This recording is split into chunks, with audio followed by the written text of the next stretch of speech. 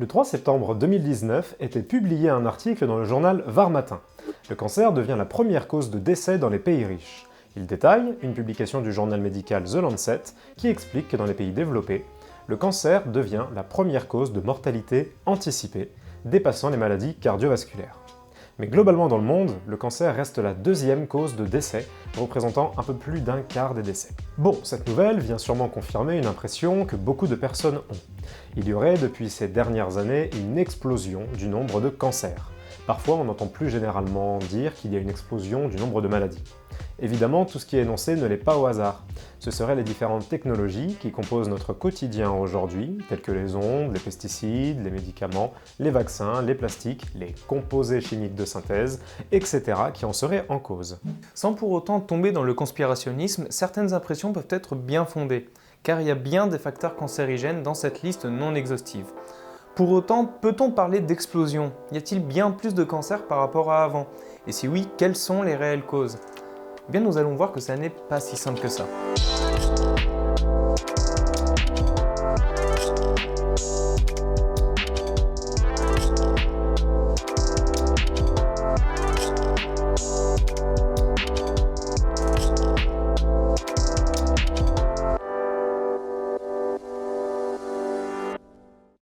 D'abord, qu'entend-on par explosion? Entre l'an 1250 et l'an 1950, la population mondiale est passée de 400 millions à 2,5 milliards d'individus, soit une augmentation de 2,1 milliards en 700 ans. Par contre, entre 1950 et 2015, on est passé de 2,1 à 7,3 milliards d'individus sur Terre, soit une augmentation de 5,2 milliards cette fois, en 65 ans. Le taux de croissance a fortement augmenté ces dernières décennies par rapport au siècle passé. Dans ce cas précis, on parle d'une explosion démographique. D'accord, bon, mais qu'est-ce qui a tant changé que ça par rapport à avant pour que d'un coup, on soit autant en si peu de temps? Eh bien, beaucoup de choses. La médecine s'est améliorée et a notamment permis de prendre en charge des maladies lourdes dont on ne connaissait ni les causes ni les traitements. Ensuite, l'accès à l'alimentation s'est facilité et a permis d'écarter la famine des causes de mortalité.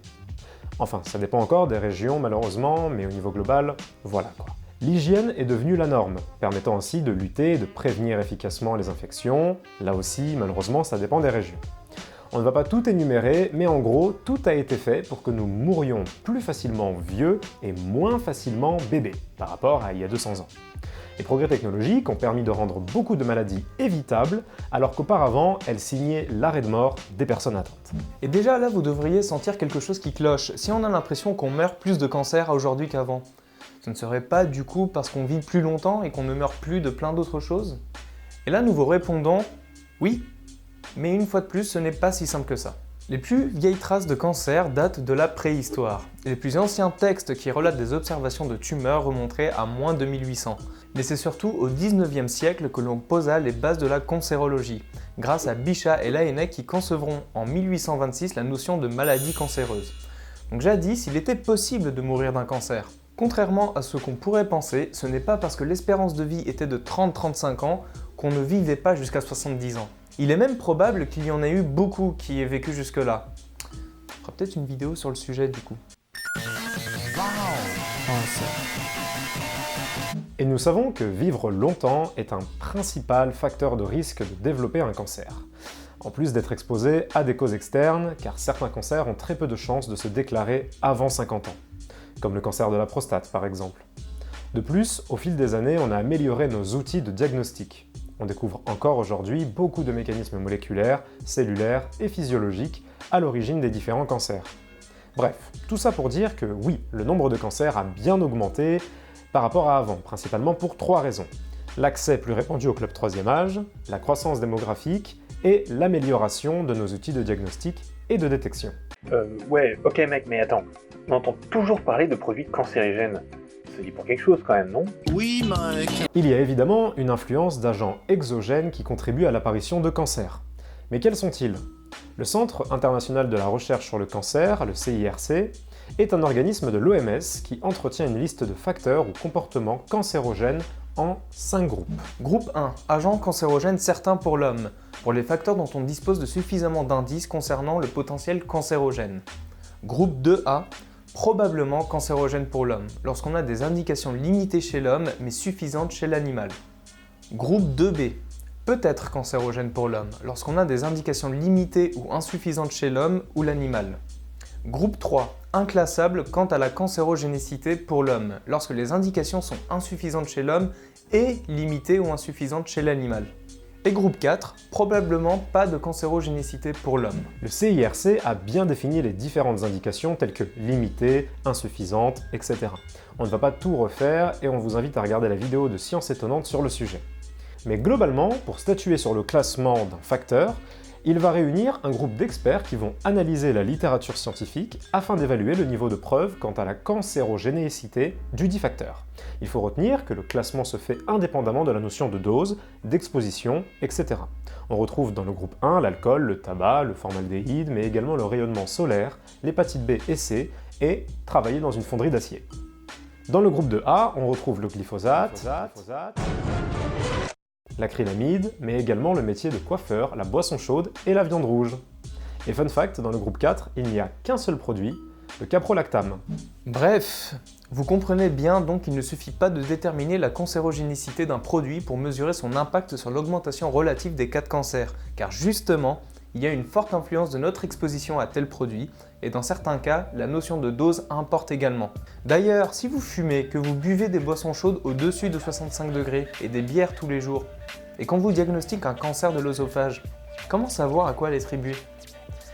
C'est pas si facile que ça, puisque ça peut être un peu à cause de tout ça à la fois.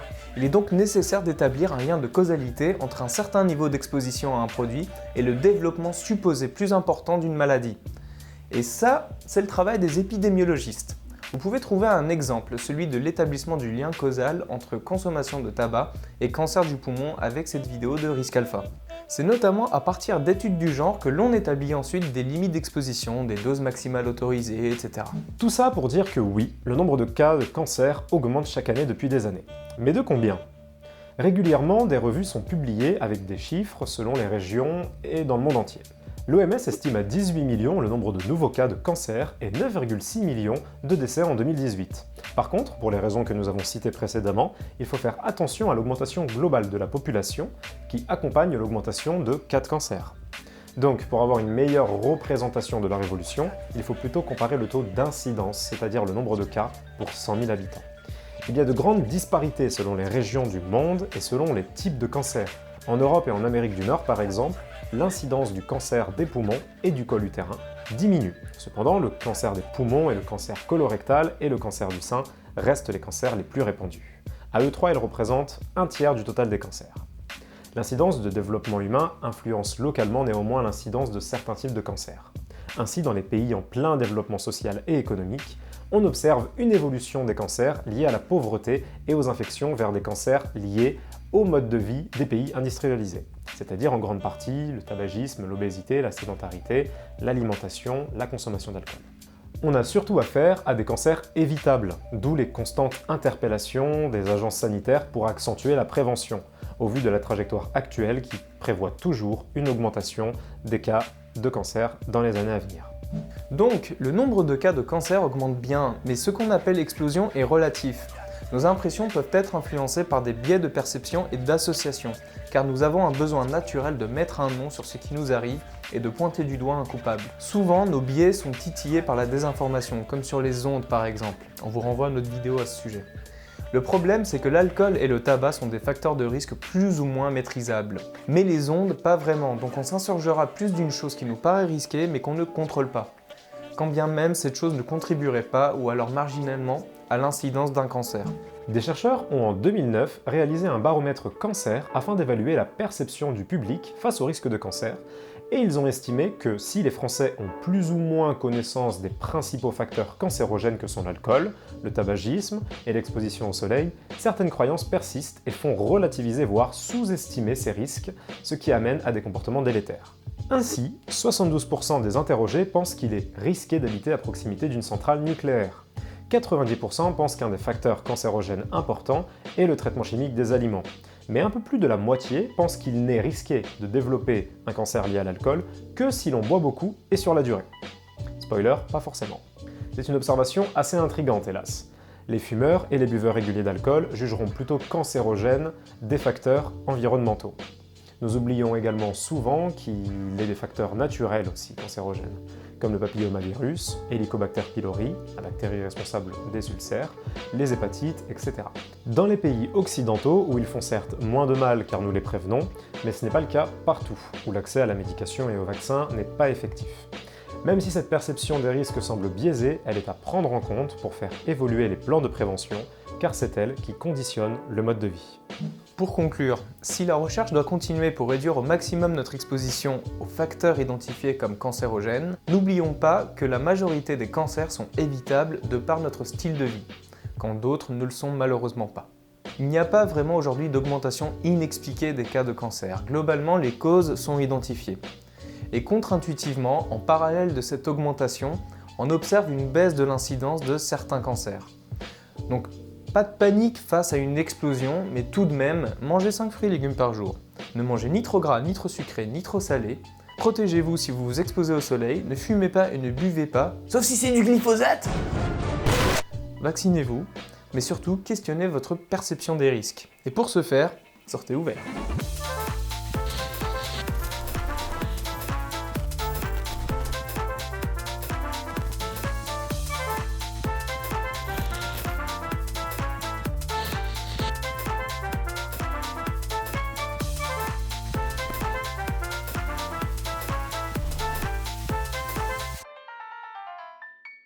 C'était le clap final.